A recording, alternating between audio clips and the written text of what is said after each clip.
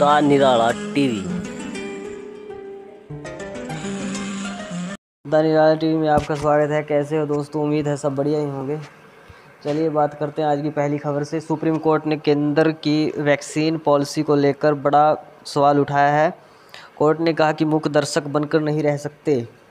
Vaccine पर supreme court के आदेश की 5 खास बातें आपको।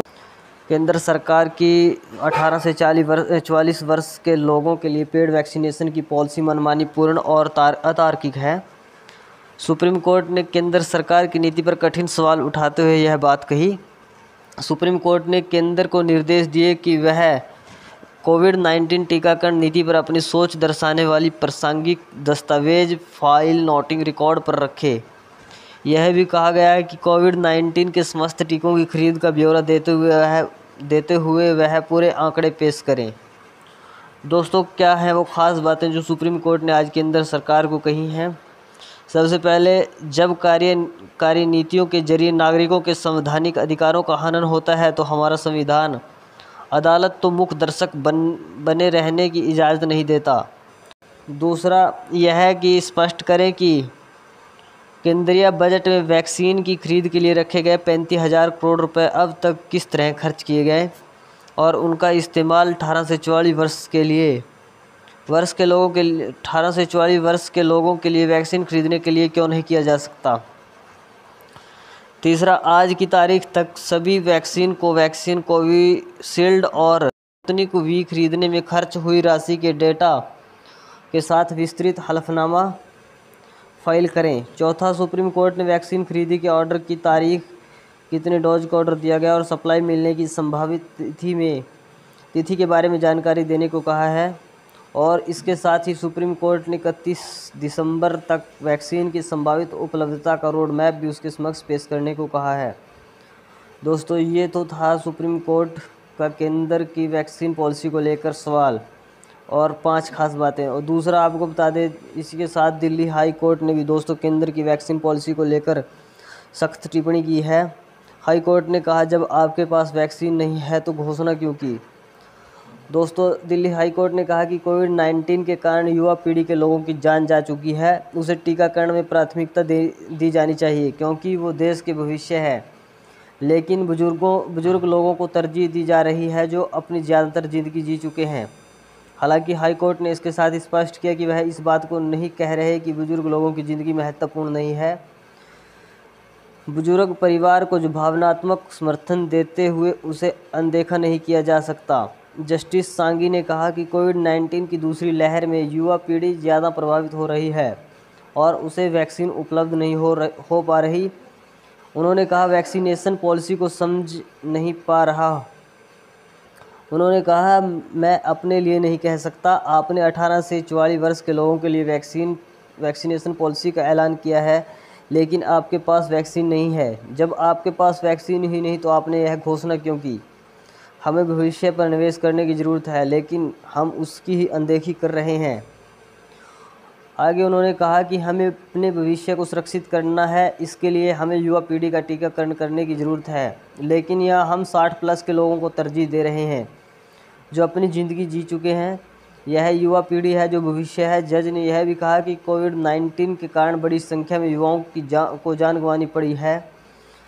जस्टिस सांगी ने कहा कि संकट के समय में यदि चयन किया जाए तो हमें युवाओं को चुनना चाहिए क्योंकि 80 वर्ष का कोई व्यक्ति अपनी ज़िंदगी जी चुका है और देश को आगे नहीं ले जा सकता।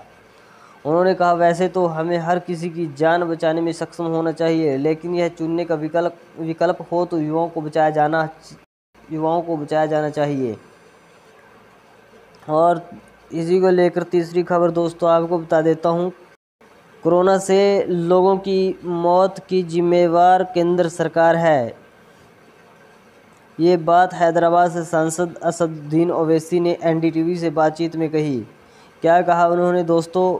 उन्होंने कहा कि देश के कोरोना की दूसरी लहर से होने वाली मौतों के लिए केंद्र सरकार जिम्मेदार है। एनडीटीवी से बात करते हुए AIMIM प्रमुख ने कहा कि मैं एविडेंस की बुनियाद पर कह रहा हूं। जब तमाम डॉक्टरों और एक्सपर्ट्स ने कहा था कि दूसरी लहर आएगी तो इसके मुताबिक इंतजाम क्यों नहीं किया गया। पीएम ने इस सलाह को नहीं सुना और अपनी मर्जी से फैसला लिया। उन्होंने कहा कि पीएम ने देश को वादा किया था कि कोरोना के खिलाफ रोड मैप तैयार है। उन्होंने कहा कि प्रधानमंत्री ने 8 अप्रैल को कहा कि हम कोरोना के खिलाफ जंग जीत चुके हैं। बीजेपी ने रेजोल्यूशन पास करके पीएम के नेतृत्व को सराहा। इस सब की जिम्मेदारी प्रधानमंत्री की है। पीएम ने कहा था कि हमने ऑस्ट्रेलिया से क्रिकेट के मैदान पर और कोरोना के खिलाफ जंग में जीत हासिल कर ली। ओवैसी ने कहा कि दूसरे देशों ने अपने लिए वैक्सीन का इंतजाम कर लिया, लेकिन हम समय पर नहीं चेते और दूसरे देशों को निर्यात करते रहे। वैक्सीन ऑक्सीजन के लिए भी जिम्मेदारी देश के पीएम और उनकी सरकार की है। AIMIM प्रमुख ने कहा कि ऑक्सीजन की जिम्मेदारी भी प्रधानमंत्री पर है। ऑक्सीजन दिलाने के लिए हाईकोर्ट जाना पड़ा। पीएम की अक्षमता को मोदी भगत सिस्टम पर डाल रहे हैं। ना आपने वैक्सीन ऑर्डर की, ना एडवांस पेमेंट दिया। ओवैसी ने कहा कि आपने एडवांस पेमेंट मार्च में दिया। एक तरह से आपने दूसरी लहर को दावत दी है। 4.5 महीने में देश की आबादी के 3.2 लोगों को ही वैक्सीन के 2 डोज मिले हैं। 16 करोड़ लोगों को 1 डोज मिला है। ऐसे में अगर तीसरी लहर आ गई तो क्या होगा? यही नहीं, वैक्सीन पर भी सरकार झूठ बोल रही है। ना ही वैक्सीन का ऑर्डर दिया और ना ही एडवांस। हालत यह है कि राज्य आज वैक्सीन की कमी का मुद्दा उठा रहे हैं। तीसरी लहर के लिए सरकार ने क्या तैयारी की? फाइजर ने दिसंबर 2020 में इजाज़त मांगी थी भारत में आने की, लेकिन आपने जून में दी। ये तरीका है। 200 करोड़ डोज की बात भी झूठी है। शवों के अंबार लग चुके हैं। दूसरी लहर में 4-5 लाख लोगों की मौत होने की बात सामने आ रही है। ओवैसी ने पीएम मोदी पर तंज कसते हुए कहा कि वे कहते हैं कोरोना पर कामयाबी हासिल कर ली है, कहाँ की है वह बता दें। और चौथी खबर दोस्तों आपको बता देता हूँ, हरियाणा से है। दोस्तों आज हरियाणा में देवेंद्र बबली जेजेपी के विधायक के विरोध में लाखों की संख्या में पहुंचकर किसानों ने विरोध प्रदर्शन किया। किसानों ने एसडीएम ऑफिस का घेराव भी किया। और दोस्तों किसानों की मांग है कि देवेंद्र बबली सार्वजनिक रूप से किसानों से माफ़ी मांगे। दोस्तों आप जानते हैं पिछले दिनों किसानों के साथ झड़प में देवेंद्र बबली ने किसानों को गालियां दी थी, जिसके एवज में अब किसान खुलकर देवेंद्र बबली का विरोध कर रहे हैं और उनसे माफ़ी मांगने के लिए बोल रहे हैं। दोस्तों कैसी लगी आपको ये वीडियो? लाइक कमेंट शेयर ज़रूर करें। चैनल को सब्सक्राइब करें। धन्यवाद।